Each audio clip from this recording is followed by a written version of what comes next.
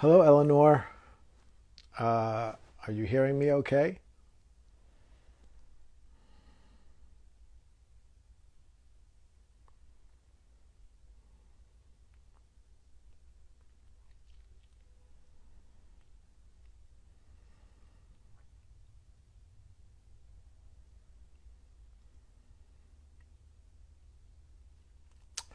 Bonnie, hello.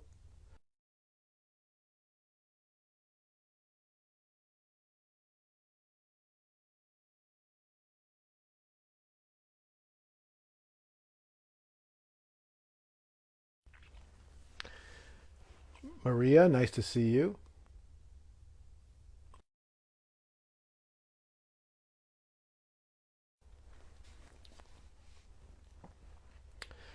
So why don't we start just by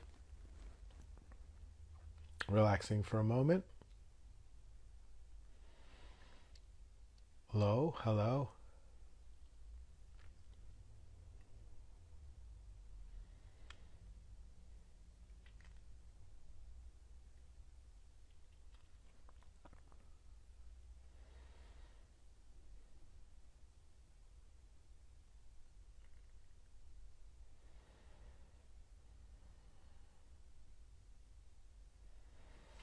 Health you too. Nice to see you.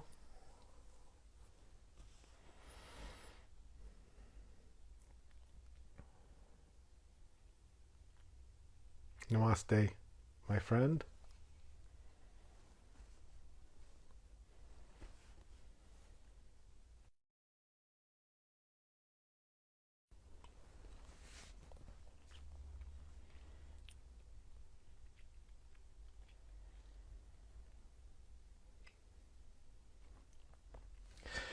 So I want to start just by saying that when I teach meditation, I teach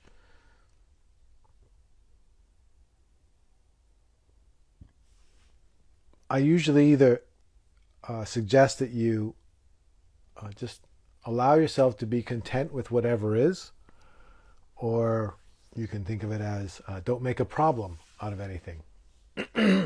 So, if you are content with what is, if you're not making a problem out of anything, then all you're doing is relaxing. All you're doing is resting.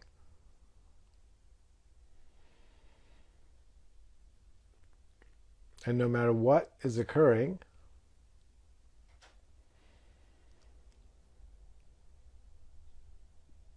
hello Anjath and Aniko, nice to see you both.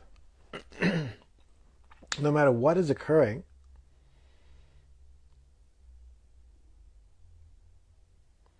you're okay with it. It's not a problem for you. You're content. It doesn't mean you're happy in some exuberant way. In fact, you could be sad. You could be frustrated. You could be confused, bored. But you're okay with that. Hello, Aniko. You're not making a problem out of any of that either. You're just okay with everything the way it is.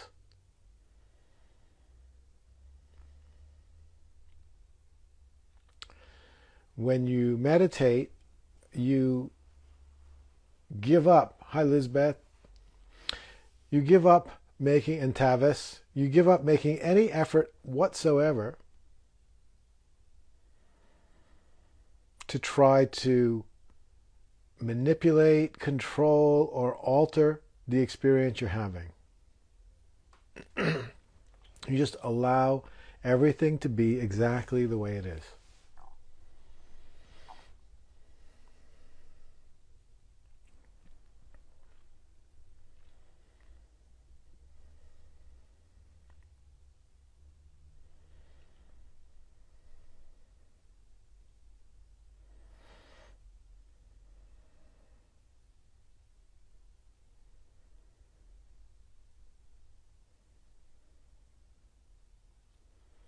So please do that as you sit there now. Just allow everything to be exactly the way it is.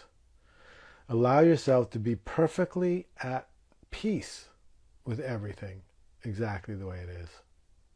Perfectly content with it all. None of it is a problem. It's just what it is, and it's all fine with you.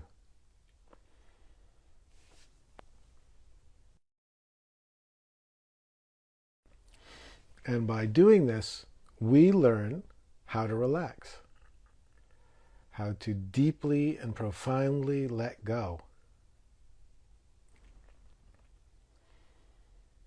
And we discover how to be free. Free in the sense that we no longer need to be experiencing anything in particular in order to be okay. That is a very, very profound state of being. That kind of liberation in which you no longer need to be having any particular experience in order to be okay. You can be okay no matter what you're experiencing. That makes you a very, very unusual and powerful human being. Because you can't be distracted by circumstance, by feelings. You can remain present, calm, in spite of whatever you might happen to be feeling.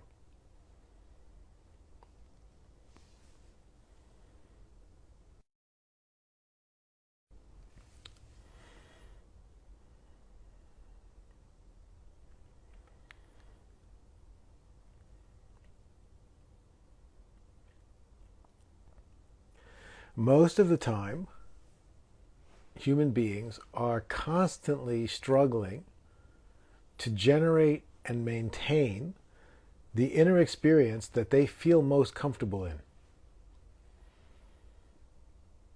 What they're hoping for is to make that particular experience stick forever so that they can always be okay.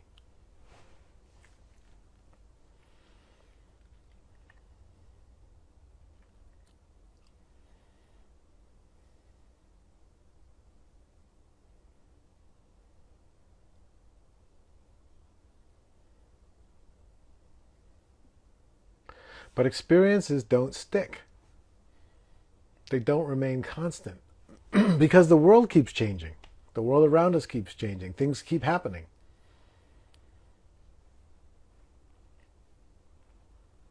And all of that keeps continually shifting our experience.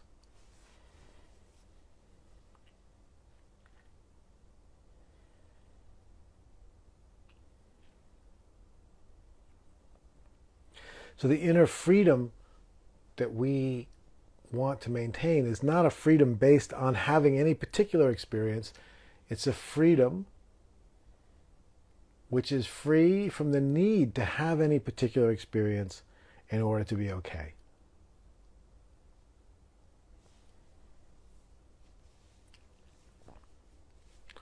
And to the degree to which we have attained that kind of freedom, we are present, receptive, and available no matter what circumstances we find ourselves in.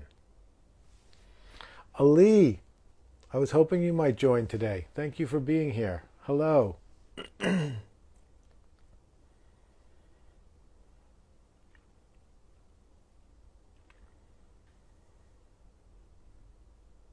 So the goal of meditation as I teach it is to attain a deep degree of inner freedom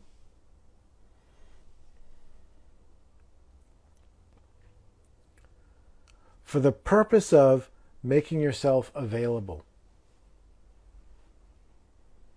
It's nice to see you, Ali.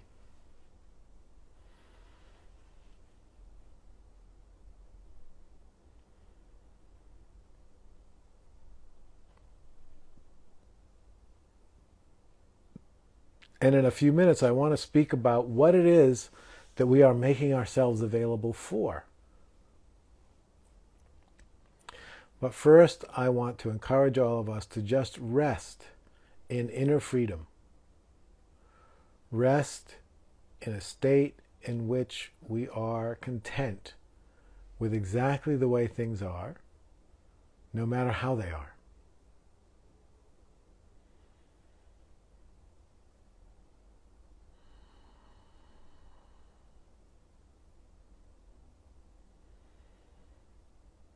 It's a state in which no matter what arises in consciousness, we're okay. We're okay with that.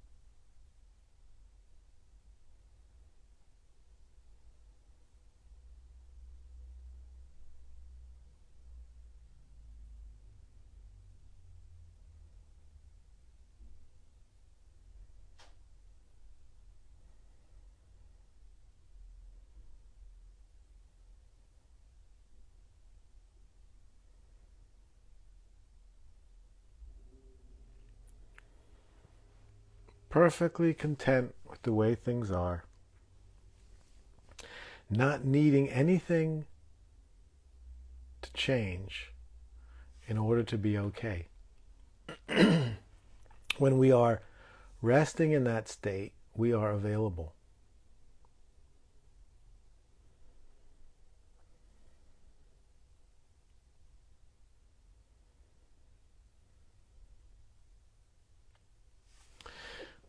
The question is, what is it that we are available for?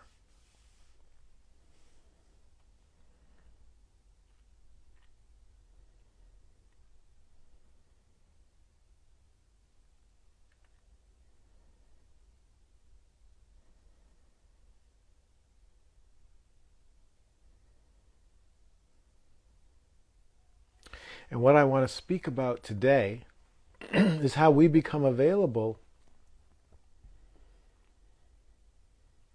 for the soul's journey into wholeness.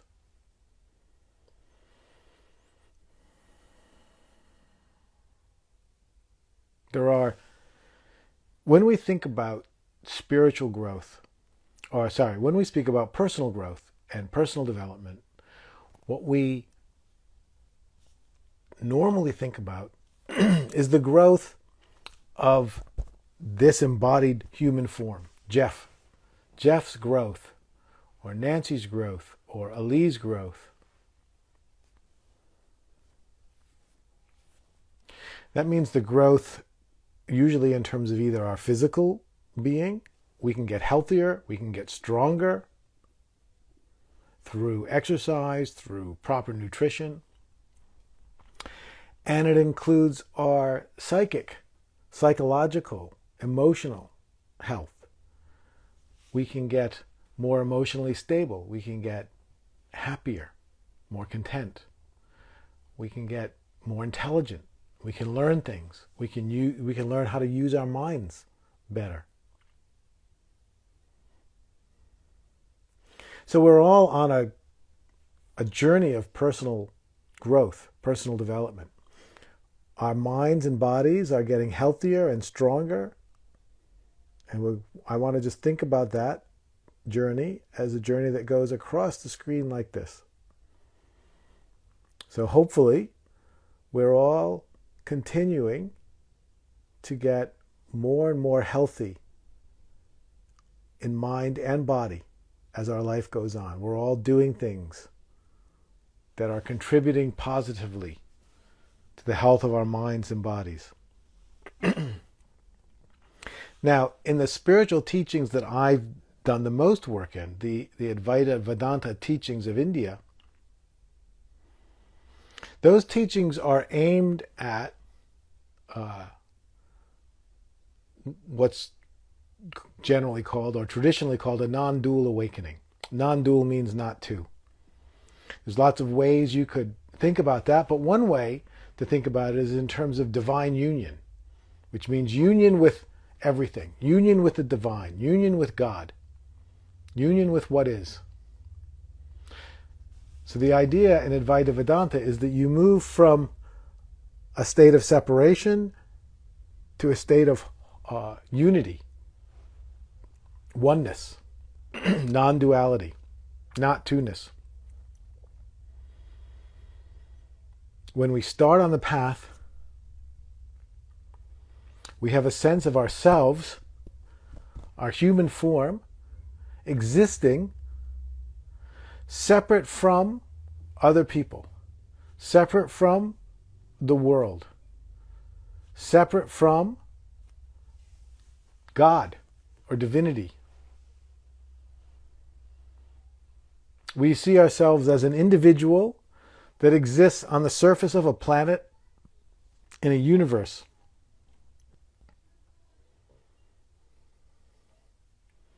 We are a very small thing in a very large universe.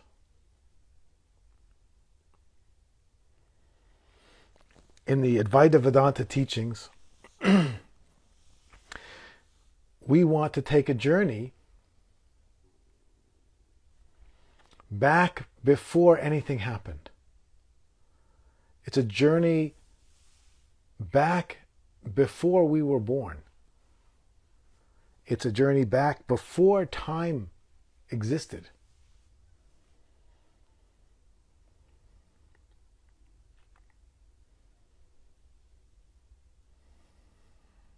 And we do this by letting go of all of our ideas. Hello, Jacques and Jelly. Nice to see you. And Supriya, I saw that you joined.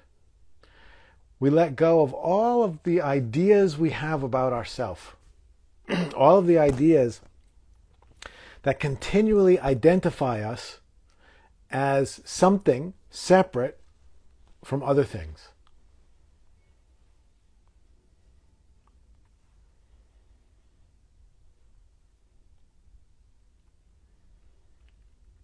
We let go of all of our ideas about who we are and about what the world is. And we allow ourselves to fall back into a place before there were any ideas. We fall into not knowing.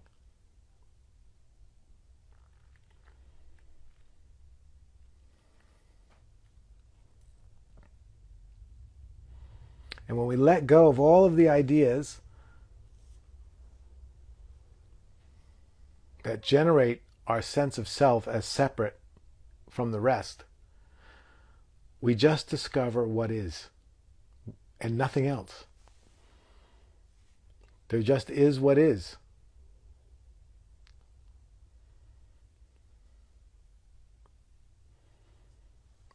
Now you can experience oneness in meditation.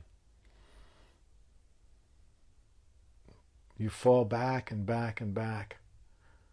You let go and let go and let go. And you forget yourself.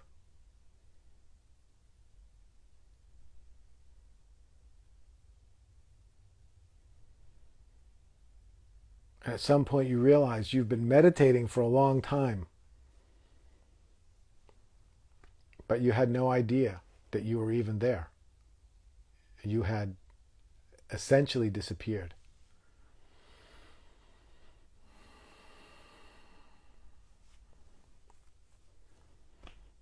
Thank you for being here, Christopher.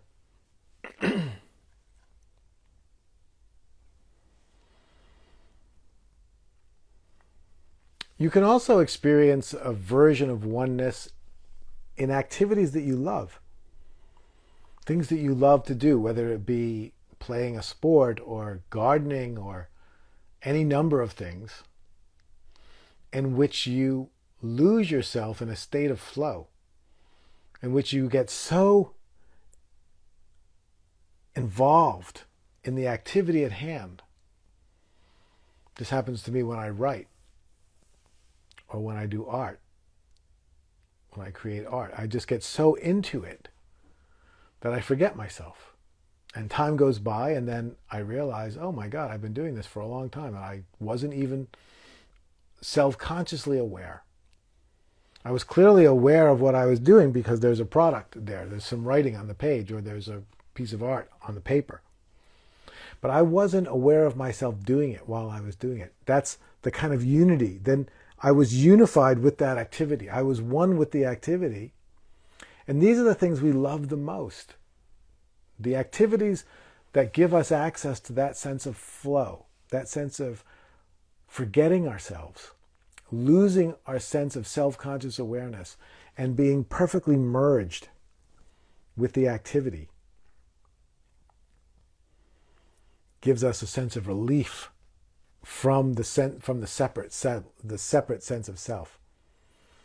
It allows us to experience living in a spontaneous flow with what is.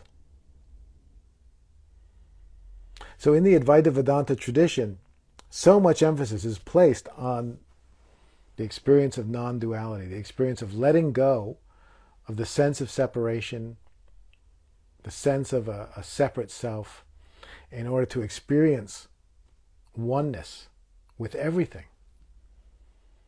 Oneness with divinity, oneness with God.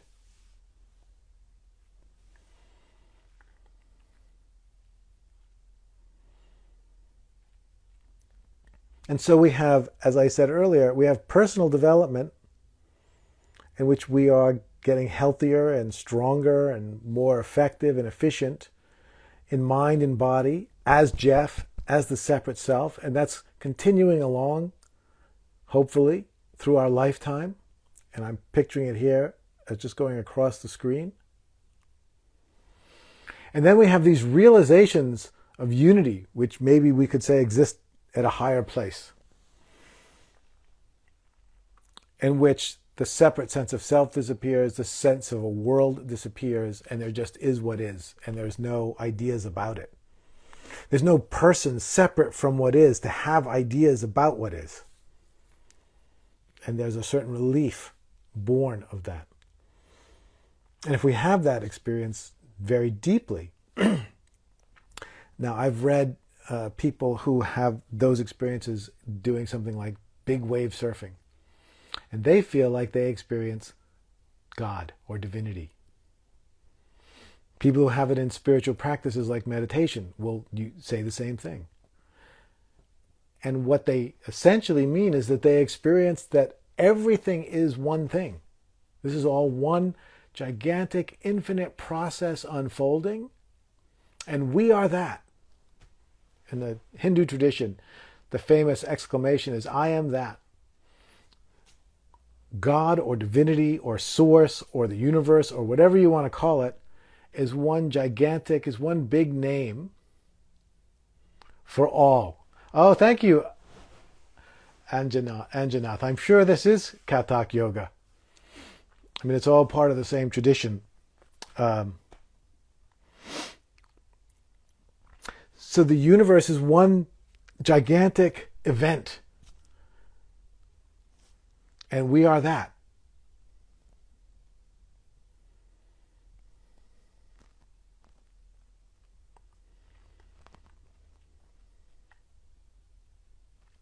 Now, what I'm getting very, very excited about right now is another dimension of growth.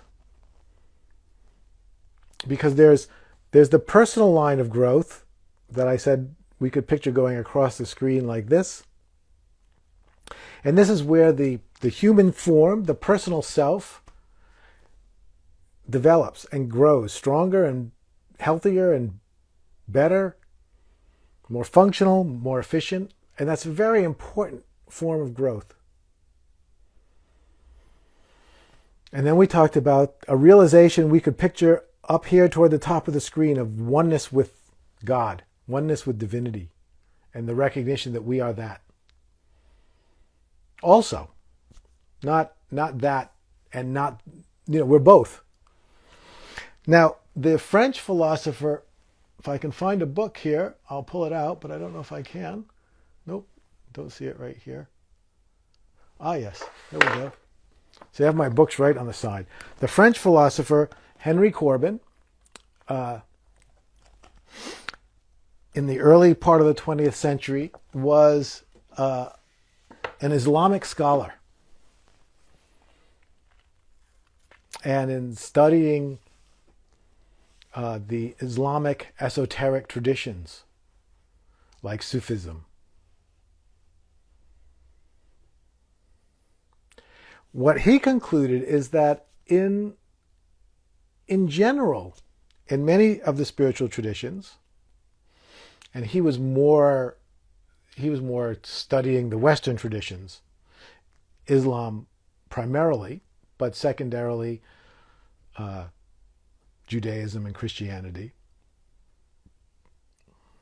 But he was saying that in general, we've become very focused on the polarities between heaven and hell, between heaven and earth, between humans and God. As if there's two completely separate realms. And that often leads to the conclusion that along the line of personal development, we essentially want to be a good person. That being a good person along this line means that at death, we will be reunited with God, with divinity, with that which is most high, with the universe. But he said in the Islamic tradition, and probably in most traditions, there's a much less celebrated part of the path. It's a different developmental line. And he speaks about it so beautifully and I think you find this in traditions East and West. But it has to do with the soul's journey into fuller embodiment. So in that all, in that oneness, in that universe, universal source of being, in God, in divinity, whatever word you're comfortable with, in that there is no personal. There is no separate. There's nothing separate from anything else. It's oneness. It's unity. It's non-duality.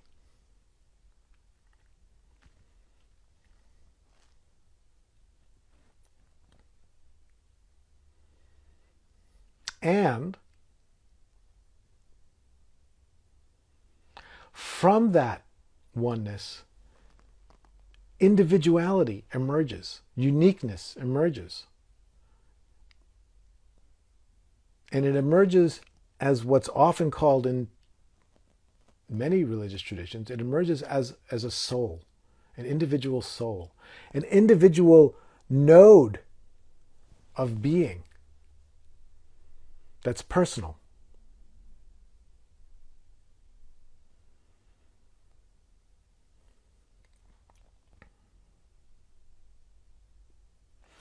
And that individual node of being is on a perpendicular journey, or at least I'm picturing it as perpendicular. It's traveling from its absolute source to a fully embodied human life. So while on the earth plane, we could say, the individual is developing physically and psychologically, There's also a journey coming from heaven, from unity, from oneness, from the divine, from the source. A journey of individuality in which a soul becomes more and more fully embodied in human form.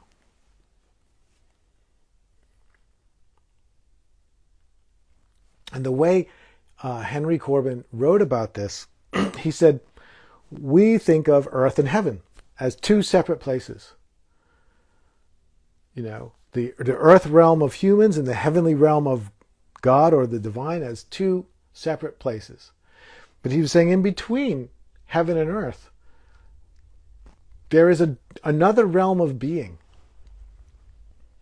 And in the Islamic tradition, it's referred to as the realm of nowhere because it has no location, no physical location. In his writing, Henry Corbin coined the phrase, the imaginal realm. Because he said it's a realm that exists, it exists in the psyche, in the mind, in the mental. It's mental, it's cognitive, it's psychological, it's a psychic realm. It's not a physical realm. But it's not just imagination. It's real. The imaginal realm is real. It's just not physical. It's not fantasy. And he was very strong about that. This is not a fantasy. It's not just imagination in the sense that you can make up a story.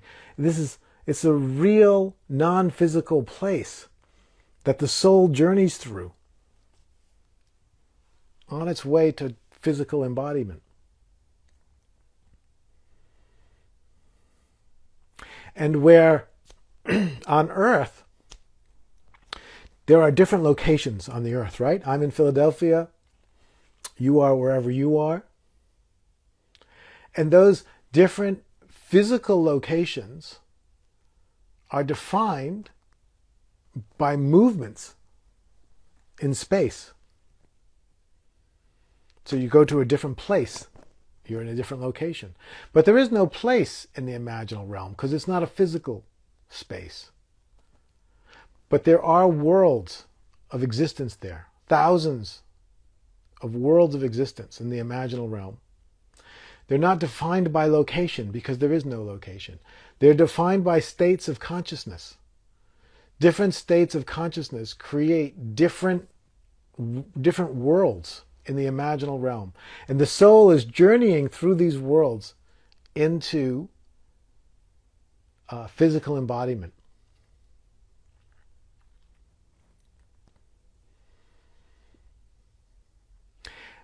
And I just think the imagery and the writing of Henry Corbin, as difficult as it can be to read, is as it comes together in my mind, it's such a beautiful depiction of the totality of who we are. Because we are a separate sense of self that develops psychologically and emotionally and physically through our lifetime. And that's an incredibly important, essential part of who we are. And we are also the source of being. We are also all. You know, the consciousness that is now speaking to you through this body is not originating in this body.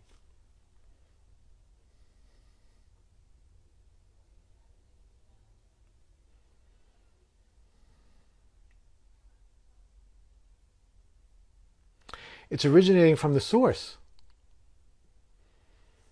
The life that's being exhibited through my body is not separate from the life of your body.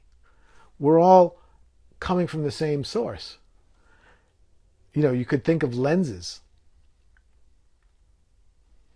You could have 10 different lenses, and they can all be magnifying, light onto a point, and you have all these different points on the ground. But the light is all coming from the same sun. It's focusing in different ways through the lenses. But it's not different light. It's not coming from a different source. So we are that. We are that source. We are that sun. That is also who we are. We aren't just the person developing on earth. We are that.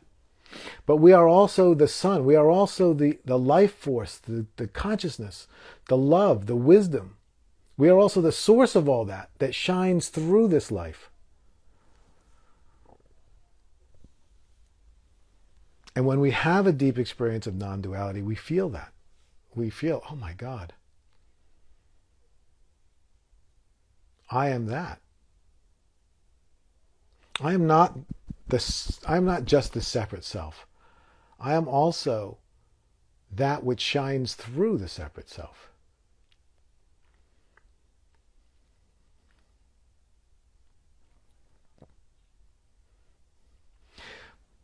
But this story of the soul's journey fills out the picture a little more fully, because I am also a soul that is becoming more and more fully embodied. Now, a human life that is completely cut off from the soul would mean a human life that was completely consumed by only worldly concerns, only concerns about the physical body and the experience of individual psychological well-being. If there was literally no soul, and I don't know if that's possible, but if there was literally no connection to the soul, there would be no sense of anything beyond that, beyond the material existence. But as the soul becomes more fully embodied, we, as a human being on earth, have greater access to the invisible realms, the invisible worlds of the imaginal. We begin to realize that we are much more than only this physical existence. That we extend into domains that have no location, spiritual domains.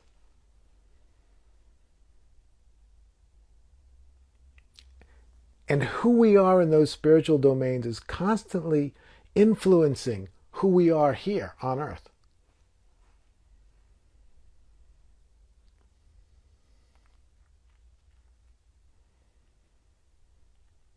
And so from our human perspective, the soul's journey is all about opening to the invisible realms of spirit and allowing those realms, those energies, to have greater influence over how we manifest on earth. Allowing those soul realms to have greater influence over us on earth.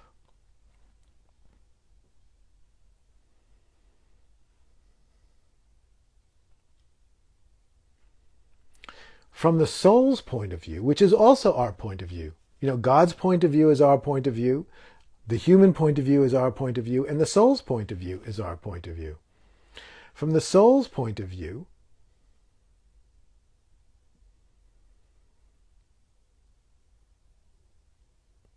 you are traveling through worlds defined by experiences of consciousness.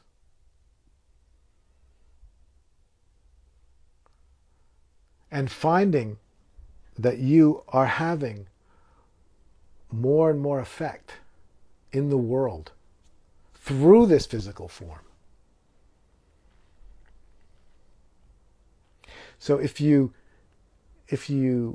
identify with the physical, then your experience will be that you have experiences of the unity that you are, of divinity, and you see yourself opening and expressing more and more of your soul, of the parts of you that are existing in the invisible spiritual realms.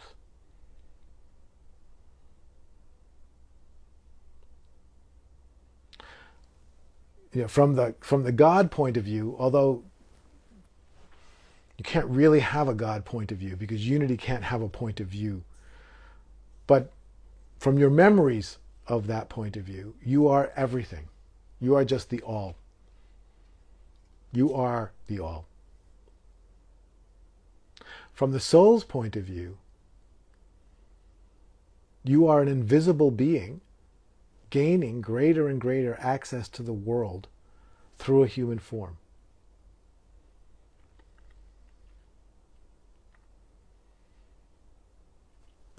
All three of those points of view, all three of those identities are you. You are all of those.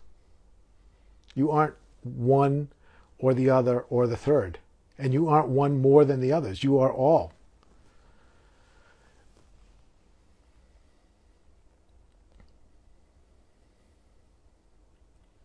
Culturally, we're all trained to pay most of our attention, give most of our attention to the physical, embodied human form.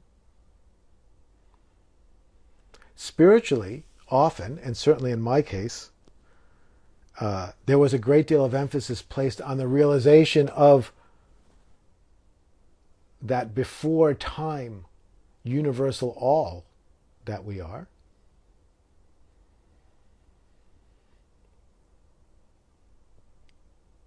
And what I'm getting very interested in now is giving more attention to the journey of the soul as it moves from initial birth, not physical birth, but birth into individuality from the oneness, traveling through worlds of experience, worlds of invisible, non-material states of being,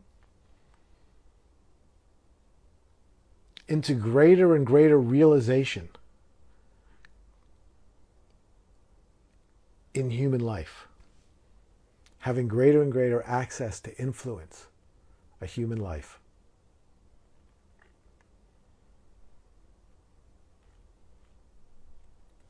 So those are the things I wanted to share with you today.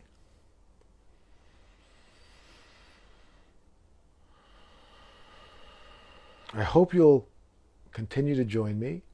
I'm here on Instagram most Sundays at noon, and next Sunday we'll be speaking about the artistic process with the crystal, who's here on Instagram and is an artist, and with whom I resonate quite a bit. And I think art, the creation of art, the engagement with art, is one of the very important and valuable ways that we can continue to open to the influence of our soul, open to the imaginal realms of our being. So that's next Sunday at noon, and we'll be speaking with the crystal about the creative process, but it will be in the context of the soul's journey to wholeness.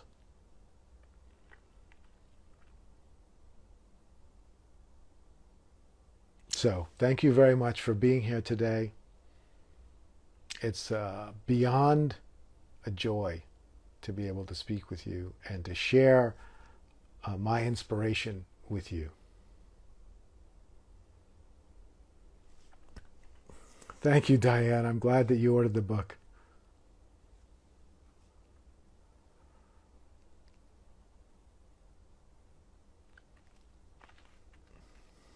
Great, Maria. Thank you, Bonnie. Thank you all for being here. giaspiritual.com.ar. Thank you so much. Thank you, Diane. Anjnath, thank you so much for being here. I'm so excited that this resonated with your understanding of Kathak Yoga, which is something else I want to explore more and more. Someday you'll have to be my guest on here, and we'll speak about Kathak Yoga. You're very welcome, Lo, and Lake Country Girl, of course. So, bye everyone. Love to you all. Thank you.